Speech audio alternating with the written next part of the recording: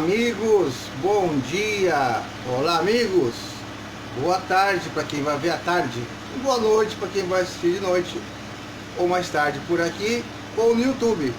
Só relembrando a todos vocês, a todos nós passamos esse vídeo para o canal Reflexo da Luz, é o nosso canal, e convido a todos vocês que ainda não conhecem para dar uma passadinha lá. Além desses vídeos do estudo do Evangelho, do Livro dos Espíritos, os mais recentes, nós temos o canal há 4 anos, tem muita coisa lá legal, bacana, que vocês podem estar também vendo, aprendendo, dando risada, se divertindo, que nós possamos realmente continuar compartilhando, se inscrevendo lá e principalmente persistir no Evangelho de Jesus, persistir no nosso aprimoramento e nossa busca espiritual, para que a gente possa cada vez mais sermos pessoas melhores, espíritos melhores.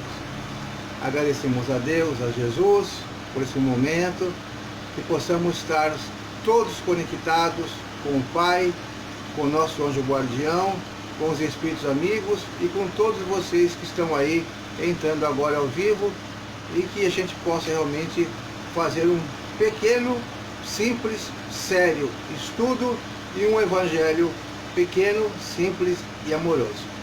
Então nós vamos continuar aqui no Livro dos Espíritos, já no finalzinho do livro 1º, do capítulo 3, que fala da criação, a considerações e concordâncias bíblicas referentes à criação.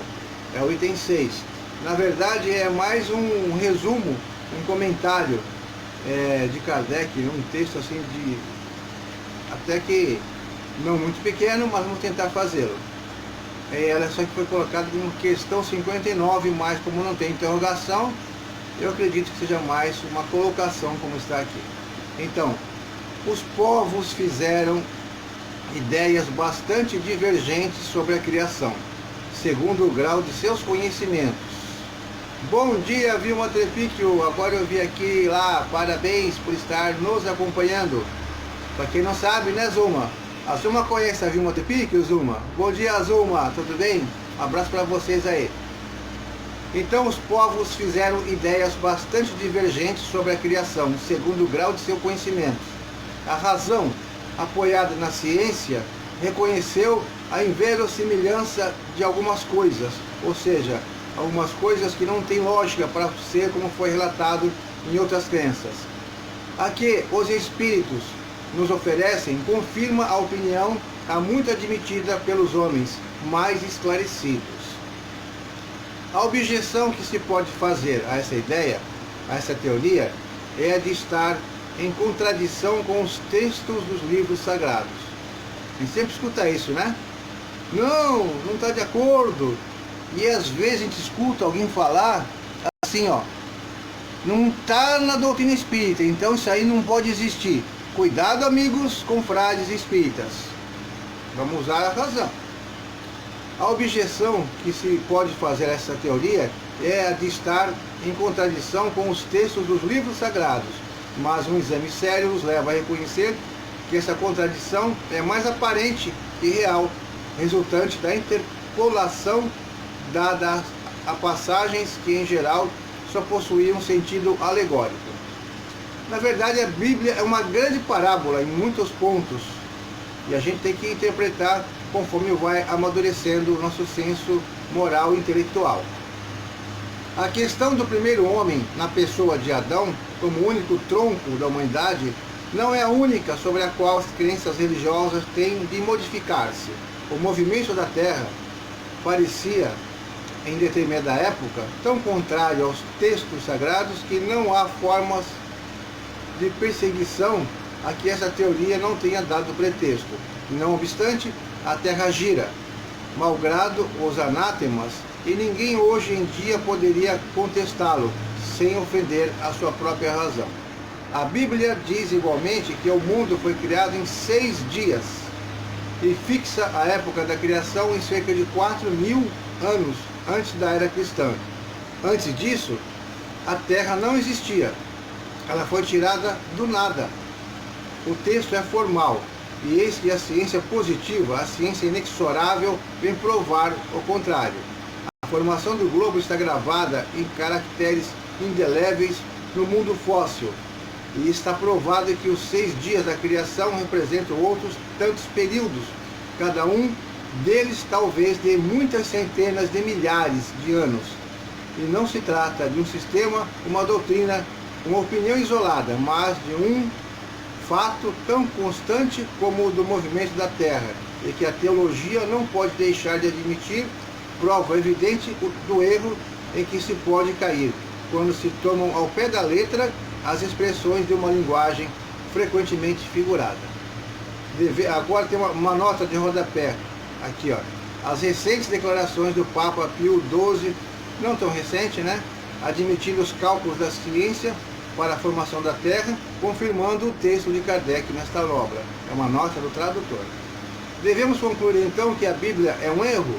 Não, mas que os homens se enganam na sua interpretação, assim como também muitos se enganam na interpretação da doutrina, que é tão clara, mas acontece.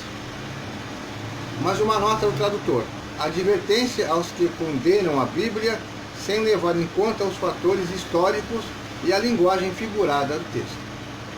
A ciência, escavando os arquivos da Terra, ou seja, a arqueologia, descobriu a ordem em que os diferentes seres vivos apareceram na superfície, e essa ordem concorda com a indicada no Gênesis, com a diferença de que essa obra, em vez de ter saído miraculosamente das mãos de Deus, em apenas algumas horas, realizou-se sempre pela sua vontade, mas segundo a lei das forças naturais, em alguns milhões de anos. Deus seria por isso menor e menos poderoso? Sua obra se tornaria menos sublime por não ter o prestígio da instantaneidade? Evidentemente não. É preciso fazer da divindade uma lei bem mesquinha para não reconhecer, uma ideia bem mesquinha para não reconhecer a sua onipotência nas leis eternas que estabeleceu para reger os mundos. Realmente, a gente ainda vê muitos irmãos na certeza plena discutindo que foram 6 dias de 24 horas que Deus criou a Terra. A ciência prova, há muito tempo provou que não tem como. Quer dizer, se Deus quisesse, poderia. Mas para quê? Para que pressa, né, Deus? Tudo no seu tempo. Então, a ciência, longe de diminuir a obra divina, nos-la mostra sob um aspecto mais grandioso e mais conforme com as noções que temos do poder e da majestade de Deus, pelo fato mesmo de ter ela ser realizado sem derrogar às leis da natureza. A ciência, de acordo neste ponto, com Moisés, coloca o homem por último na ordem da criação dos seres vivos. Moisés, porém, coloca o dilúvio universal no ano de 1654 da formação do mundo, enquanto a geologia nos mostra o grande cataclismo como anterior à aparição do homem, tendo em vista que até agora não se encontra nas camadas primitivas nenhum traço de sua presença, nem da presença dos animais, que sob o ponto de vista físico são da sua mesma categoria. Mas nada prova que isso seja impossível. Várias descobertas já lançaram dúvidas a respeito, podendo acontecer, portanto, que de um momento para outro se adquira a certeza material da anterioridade da raça humana. E então se reconhecerá que nesse ponto, como em outros, o texto bíblico é figurado. A questão está em saber se o cataclismo geológico é o mesmo de Noé. Ora, a duração necessária à formação das camadas fósseis não dá lugar a confusões, e no momento em que se encontrarem os traços da existência do homem anteriores à grande catástrofe, ficará provado que Adão não foi o primeiro homem, ou que a sua criação se perde na noite dos tempos. Já foi provado, né? Já acharam muitas coisas, como Lúcia seria a primeira mulher que teria sido encontrada, muitas outras descobertas já foram feitas pela ciência. Esse comentário aqui foi de 1857, estamos em 2021, então com certeza a ciência já avançou muito mais do que isso.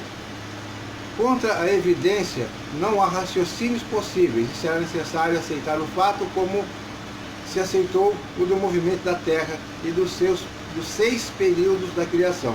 A existência do homem antes do dilúvio geológico é, não há dúvida, ainda hipotética, mas eis como nos parece menos admitindo-se que o homem tenha aparecido pela primeira vez na Terra há 4.000 anos antes de Cristo. Obviamente que é impossível, já se comprovou a mais múmia, né? Seja lá os irmãozinhos lá, as ossadas, com mais de 5.000, 8.000, 10.000 anos. Então com certeza, mais uma vez, é uma parábola, né? Uma figuração que foi dado no texto bíblico. Admitindo-se que o homem tenha aparecido pela primeira vez na Terra há 4.000 anos antes de Cristo, já sabemos hoje que não foi. Se 1.650 anos mais tarde toda a raça humana foi destruída, com exceção apenas de uma família, conclui-se que o povoamento da Terra data de Noé, ou seja, de 2.350 anos antes da nossa era. Ora, quando os hebreus emigraram para o Egito, no 18º século, encontraram esse país bastante povoado e já bem avançado em civilização. A história prova que, nessa época, a Índia e outros países eram igualmente florescentes, mesmo sem levarmos em conta a cronologia de certos povos, que remonta a uma época ainda mais recuada. Teria sido então necessário que do 24º ao 18º século, quer dizer, no espaço de 600 anos, não somente a posteridade de um único homem tivesse podido povoar todas as imensas regiões então conhecidas, supondo-se que as outras não estivessem povoadas, mas também que, nesse curto intervalo, a espécie humana tivesse podido elevar-se da ignorância absoluta do estado primitivo ao mais alto grau de desenvolvimento intelectual, o que é contrário a todas as leis antropológicas. A diversidade das raças humanas vem ainda em apoio dessa opinião.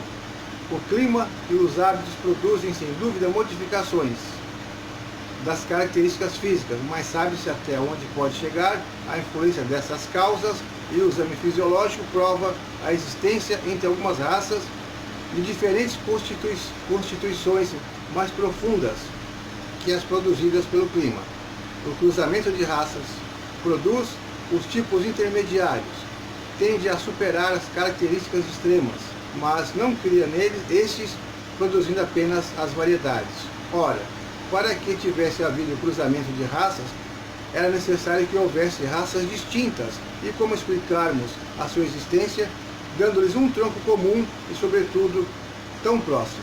Como admitir que em alguns séculos certos descendentes de Noé se tivessem transformado no ponto de produzirem a raça etiópica, por exemplo?